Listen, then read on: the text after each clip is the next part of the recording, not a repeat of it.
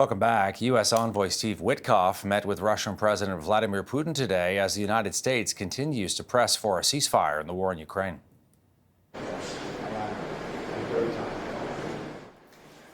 Witkoff's meeting with Putin comes as Europe highly skeptical that the Russians actually want to end a war that they, of course, started 3+ years ago now. President Trump, who has been sympathetic to Putin over the years, is also getting increasingly frustrated with the Russians. John Hardie is back with us. He's the Deputy Director of the Russia Program at the Foundation for Defense of Democracies. John, good to see you on this Friday. Do you think the Russians really want a deal, or is this just a play for time?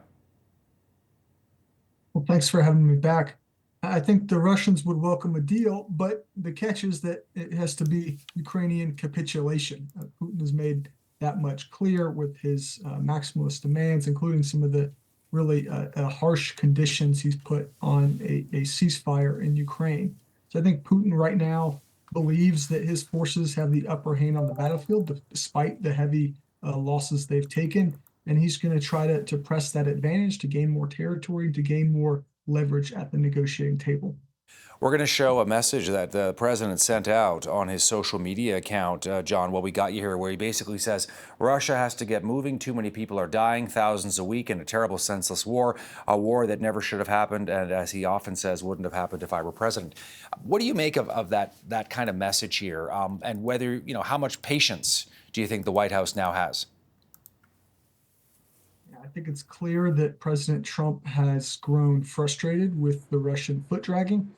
And I think the Russians and Putin, even as I think they think time is on their side and they're sort of dragging out these talks, I think they have to be cognizant of the risk that Trump could kind of slap them with harsher sanctions or whatever.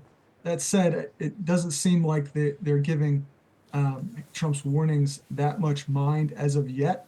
And so I think President Trump will need to follow through on his threats and with harsher sanctions, for example, ramping up sanctions on the so-called shadow fleet of Russian oil tankers, trying to reduce Russia's oil export revenue.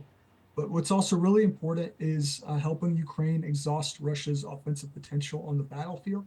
I think so long as Putin thinks that he can make gains through military force, he's going to be less likely to agree to a ceasefire or negotiate a settlement on acceptable terms. Hey, John, it's great to have you back. Appreciate you taking the time today on this meeting between Witkoff and Putin. We'll see how it plays out. Have a great weekend. Same to you. John Hardie joining us there. He's a Russia expert at the Foundation for Defense of Democracies.